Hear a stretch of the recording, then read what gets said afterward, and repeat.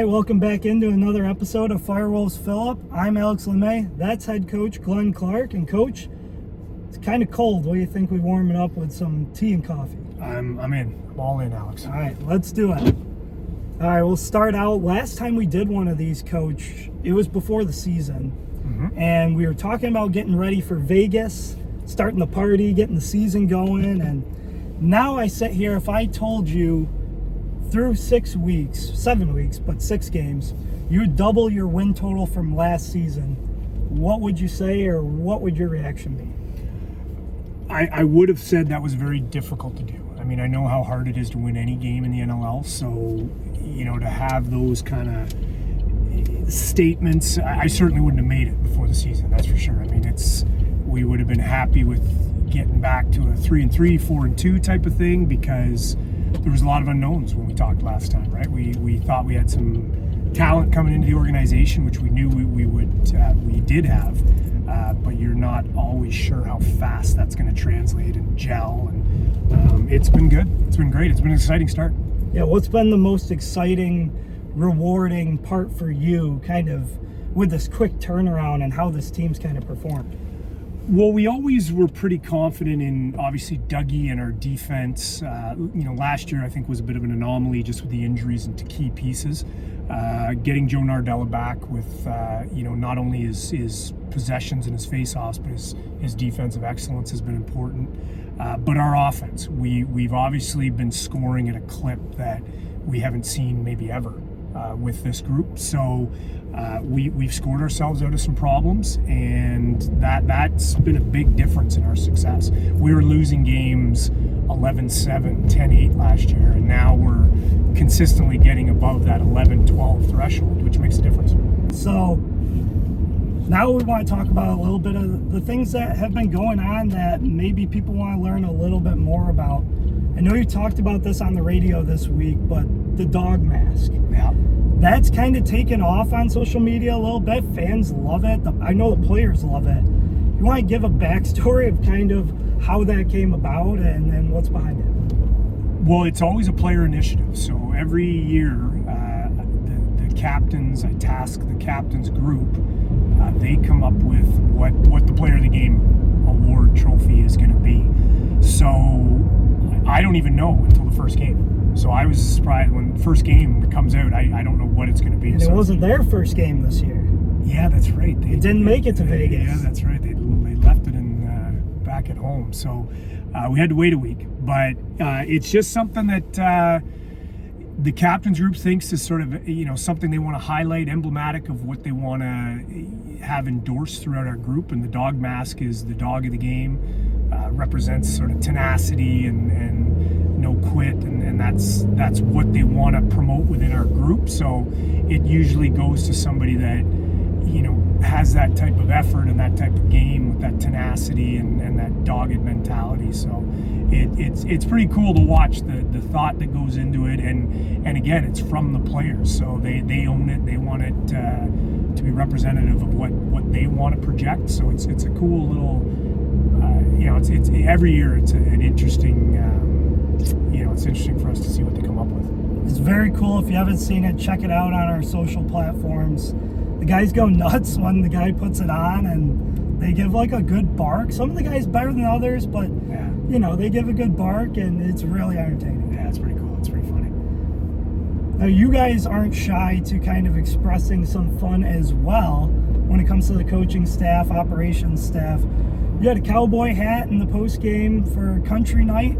I know Mike Kettle, Kevin Montgomery had cowboy hats as well. And then we'll get to Clem's suit. But we'll start with the cowboy hats. How do you guys kind of express yourself during a game? Find little areas. Is it planned? Does it come up just night of? You find something and throw it on? No, I'm probably the least creative and of our group in terms of paying attention to that kind of stuff. Like Kettle and our equipment manager Mike Kettle and our trainer Kevin Montgomery, they were all in. They had the hats. They were right into the theme. Gibby and Clem as well, a little bit more of a country vibe going. The cowboy hat that was on my head was actually Kevin Montgomery's, and that's why it sat like a thimble on my head, because Kevin has kind of a skinny head, and I got a bit of a larger skull. So it looked a little off, but that's where that came from. Well, did you see Kevin had the cowboy hat, and we have a picture of him with the cowboy hat and then a winter hat on top of the cowboy hat that was FireWolves. Yes, yeah, he was. I think he was a little cold, so he was sporting both looks. And then your assistant coach Clem, he wore, it was said to be a lavender suit in Lacrosse Classified podcast. Yeah. Really more like cherry blossom, I guess, is kind of how they then re-described it. What did you think of that? And now do you have to kind of one-up it? You know what? I don't dress myself. So it is my wife, Cassie. It's her job. So I don't even know what I'm wearing on game day until I kind of pack my bag and the suit is sitting there. So she doesn't trust my fashion sense. I don't either. So but Clem and Gibby are, you know, they're fashion guys. So that's all Clemmer, putting his wardrobe together, and he takes a lot of pride in that, as does Gibby. So there's usually a contest. I mean, they're talking about who's best dressed, and I'm not usually in the conversation because I don't. It's not my thing. Now, when Cassie puts your clothes together, do you ever like question any item, or is that like you'll never go there? Never. No. I pick my socks. That's it. She does everything else: shoes, tie, belt, suit, shirt, the whole combo, and I don't say a word.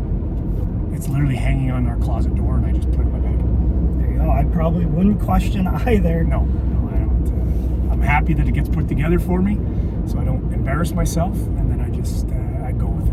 No questions asked. Now, do you expect Clem to kind of come out with something else? A lot of people are anticipating now. It's been out there. He's raised the bar. You don't know. I would think Clemmer will have something a little festive for Margarita night. I don't know.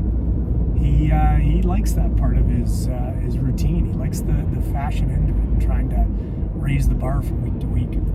Probably can't get coffee out of you again, can we? No. I'm team man, whole team. You got it? Thank you. Yeah. Oh, I don't know where we're gonna.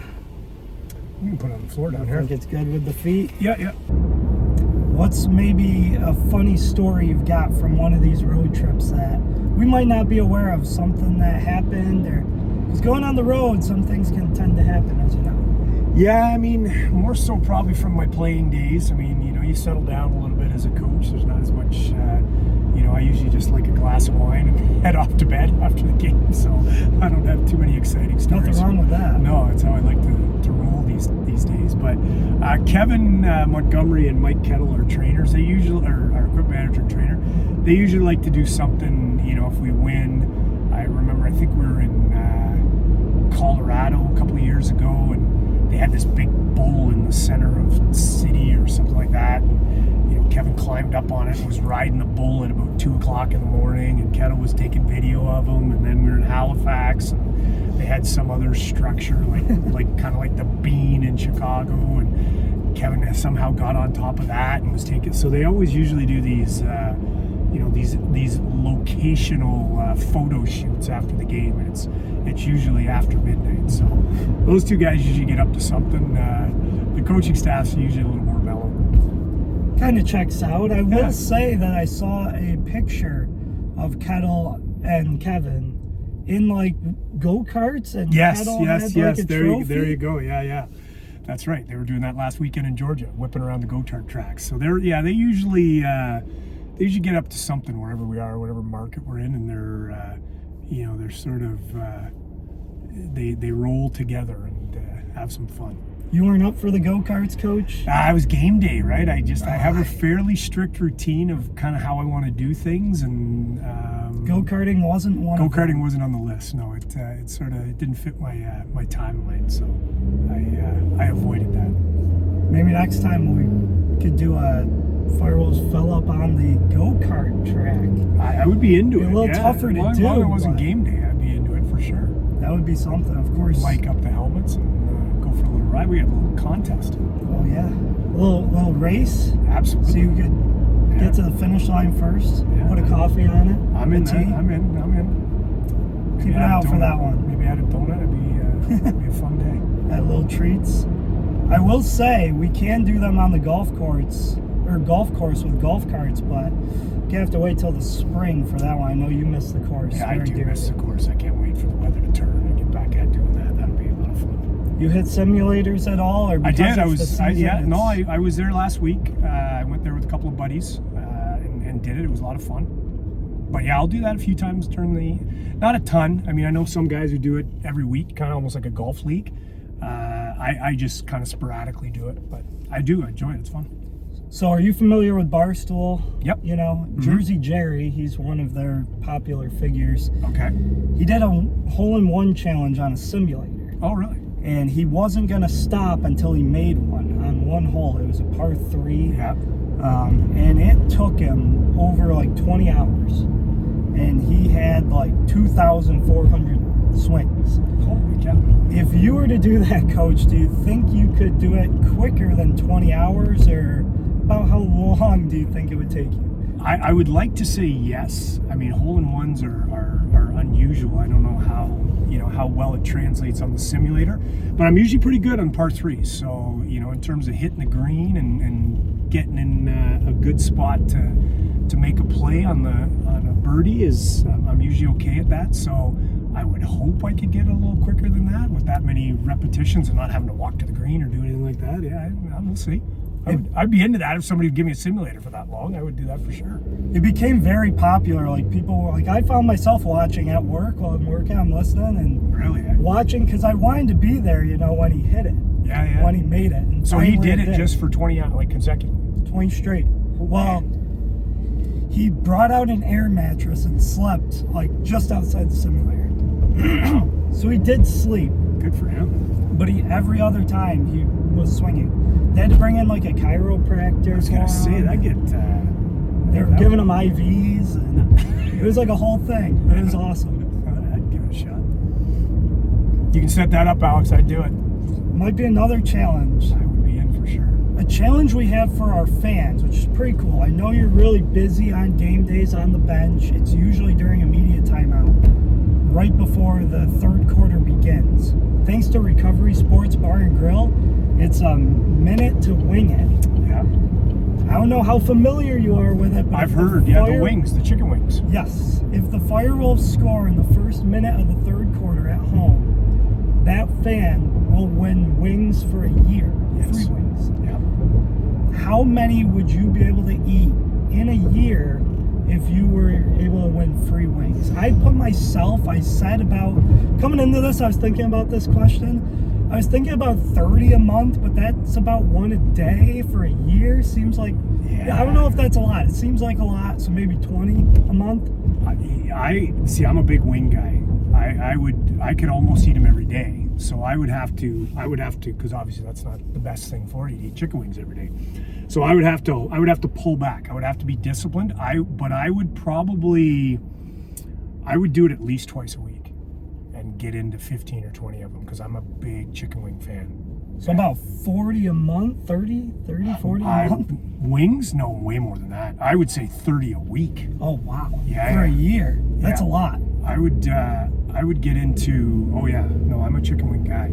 The only thing that would be stopping me would be the awareness that it's not that good for you to be eating them every day. I have to get Coach on the minute to wing it. Yeah, I'm a big guy. For the next game. If you haven't seen it, check it out at a game. It's really cool. The crowd gets into it too because they want, the person to win. They want them to score. And first minute of the third quarter in this sport, I feel like, it's very achievable. They score pretty fast. There are some quick goals to start quarters, for sure.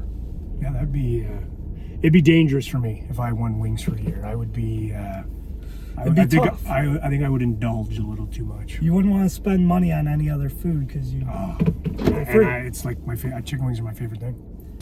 Finally, the most important question, as always, how is my driving? Oh, I felt very safe and comfortable. Yes, not a problem. We'll end it on that note, fans. Don't forget to check out our next episode coming up in a couple more weeks. Thanks for joining.